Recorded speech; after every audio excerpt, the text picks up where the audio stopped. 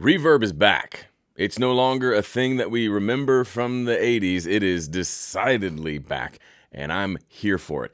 If you're anti-reverb and you don't like reverb, just move on. This video's not for you. However, if you want to learn how to incorporate big, lush, humongous reverbs into your mixes without making a lot of the common mistakes that cause the reverb to ruin the mix instead of help the mix, that's what this video is for, and I've got a reverb setting that I want you to steal. Here's the truth. Reverb and I have not always gotten along. We're good now. We're buddies now. Our relationship is as solid as ever. But once upon a time, I just didn't know what I was doing when it came to reverb. I remember doing a mix in college, went to audio school. They had these big, beautiful outboard reverb units, and they taught us how to punch in all the settings and what pre-delay was and all these things. And I thought I was super Mr. Smarty Pants. I'm going to create the best vocal mix ever using this reverb. So I spent probably an hour or more dialing in this reverb to this perfect mix on this song that I recorded. We play our mixes for the class the next day, and my roommate, of all people, crosses his arms and says, "Sounds like it's a giant vocal in a bathroom stall." He was not wrong. Now, I wasn't sure how to fix it, but he wasn't wrong. I got so into like this short, small reverb, it literally sounded like I was singing in a bathroom stall. Not great. Not really what you want. I mean, I suppose there's some style of music that sounds good in a bathroom stall, but not this one. So for a long time, I kind of avoided reverb because I wasn't quite sure how to use it. Fast forward a bunch of years, I bought a new small little reverb pedal for my guitar pedal board. And it had several different settings on there, but as I was reading the manual like a nerd, it said if you use this type of reverb and you crank the amount knob all the way up, it'll engage what we call infinite reverb, where it's this big, huge, long reverb that seemingly never ends. And I could not believe how much fun it was to play through that reverb. It didn't take over, but it was decidedly a new tone that I never had before on a pedal board. So I could play a couple of notes and it would just ring out for days, and I could play other notes and those would ring out and blend. And it wasn't technically infinite. It would eventually die out, but it was something like a 40-second reverb time. I was in love. So the first thing I did was go to my studio and figure out how to recreate that pedal sound in my software. A, it was a mono pedal, so I didn't want to like run cables out to it just to record back in a mono reverb. And B, I wanted to have it more easily accessible using a plugin, and this is what I discovered. Would you like to hear it? Of course you would. Before I do that, quick sub check. Look below this video. Are you subscribed? No? Click the button. Let's remedy that. Thank you. Okay, here's a song I produce. And it's a great example of this specific reverb that I've grown to just love and arguably overuse in my mixes. And I'll show you the exact settings you can copy. But first, I want you to hear what it sounds like. I've got it on this lead vocal, but it only comes in on the first note of the chorus. I sing, "But they're lies," and the word lies has this big, lush reverb on it. Here's what that sounds like. They're lies. They're not something to believe in, but they're beautiful, but they're lies. They'll destroy. I have not listened to this song in a while. Golly, it gives me goosebumps. Oh, that was so fun. So in that specific instance, the reverb's not on that lead vocal the whole time. It's just on that one word, and then the reverb just carries it for days, and it's glorious. But I also like using reverbs like this on things like more ambient style guitars, occasionally on drums, and especially on things like background vocals. Let me see if I can find a spot where I've got some big, lush background vocals. Here's a spot here.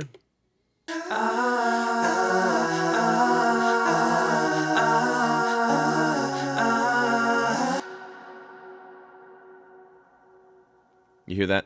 There's a lot of reverb. It's not over the top and like the most prominent thing in the mix, but it has this lush, nice long tail to it that is especially effective when that section ends. So like we get to the end of this bridge section, this instrumental section, before the vocal comes back in and it's just a dry vocal and barely any instrumentation before it builds back up. The big tail of the reverb for everything that just happened mainly being those background vocals, continues to kind of fade out. So it's creating, the reverb is creating a new part that wasn't there before. And it's become like one of my favorite members of the band. Here's what that whole section sounds like, or the last half of that.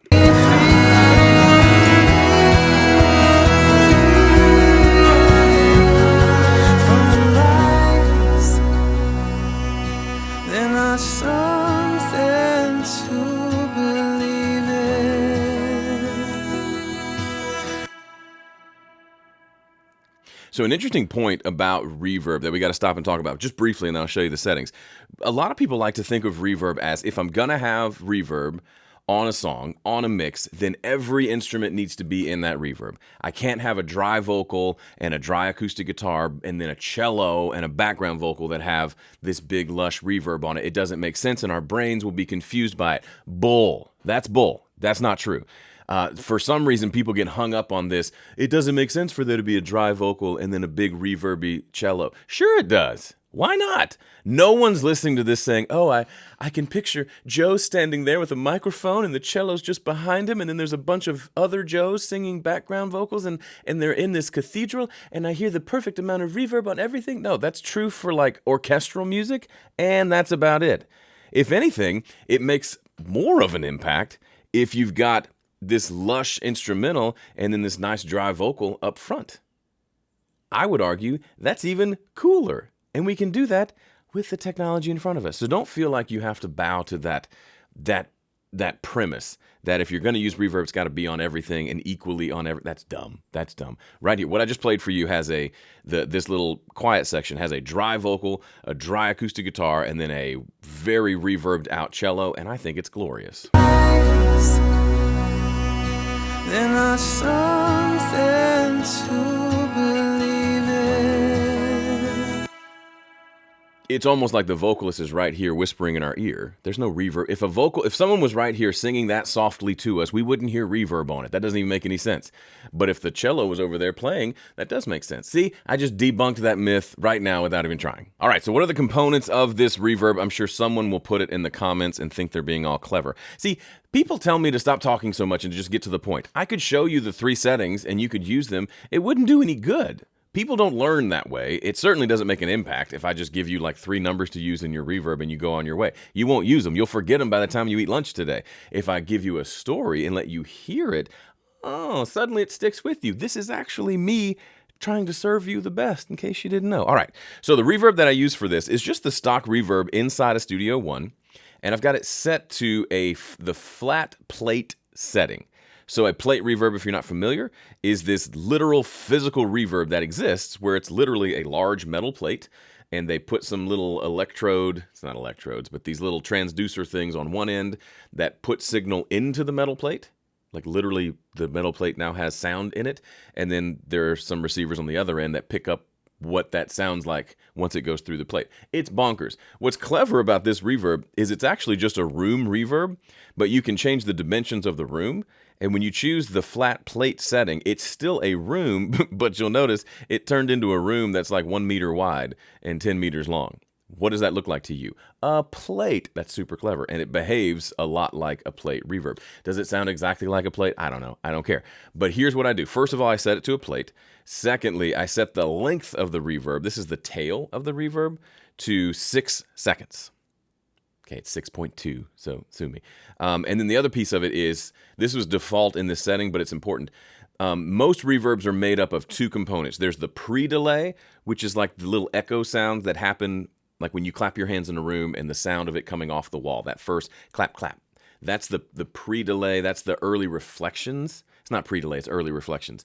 And most reverbs have that because it gives it more of an accurate space. So the early reflections give you an idea of what the space is like. And then the tail is just like how long it takes for the sound to die down. Usually that's an indication of the size of the room, but it's technically different.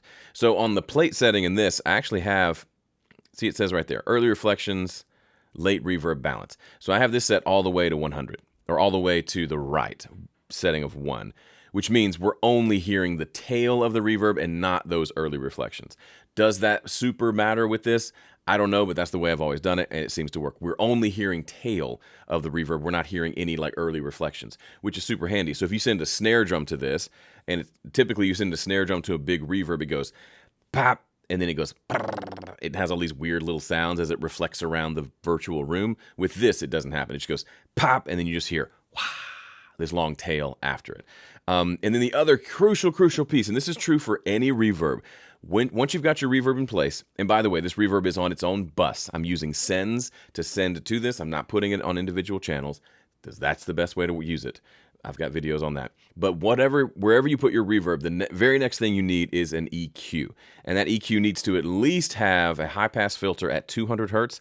You could go as high as 400 hertz. It would not hurt my feelings at all. On this one, I had a lot of muddiness building up at 300 hertz, so I probably could have just gone 400 with the high pass and been fine. Why do we do this? Because reverbs are weird, and they just create muddiness where there maybe wasn't muddiness before. So you'll end up with this big, beautiful mix, and then you add some reverb, and suddenly everything's muddy because of that stupid reverb. So it's not the reverb's fault. It is. It's the reverb's fault. But you can fix it by just putting a high-pass filter afterwards. Why not put the high-pass filter before? Because the reverb creates more sounds, and a lot of times some of those sounds are low-frequency sounds. So if I put this EQ before the reverb would still be sneaky and sneak in some of those low, muddy sounds. I don't want that. I want to EQ the entire sound, so I'm putting the EQ after the reverb.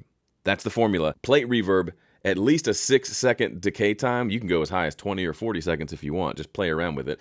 Then put a EQ afterwards with a high-pass filter at 200 to 400 hertz. And then the final component of this whole thing is probably the most important of all. Self-control. Don't be the guy or girl who goes, sets up this reverb, and then sends 90,000 decibels of every single track in the session to the reverb. This needs to be something we use to taste. We use it sparingly. You can use it a lot, but if you go too far, you kind of ruin everything. So as with all good ingredients, just because you discovered an ingredient doesn't mean you need to put it on everything. But now you've got a tool that you can add to your mixing template and try on your next mix. You will probably have a certain element in your mix that could use a little more space, could use some extra ambience, could stand to be a little bit longer of a tail, and you can do that with this reverb. So my next question for you, are you happy with your mixes? If not, your problem is probably that you're doing too much on your mixes. I see it time and time again. People pick up a lot of pieces of advice, they try to apply all of it to their mixes, and their mixes just kind of sound like hot garbage. What you need is a reset. You need a new approach to mixing that's simple but effective. My 5-step mixing process will get you there. You can start hearing results as soon as tonight, and it's completely free. Just go to 5stepmix.com to grab your copy. Hey, thanks for watching. If you like this video, you'll like this video on my 5 rules of reverb. Check it out. See you in the next one.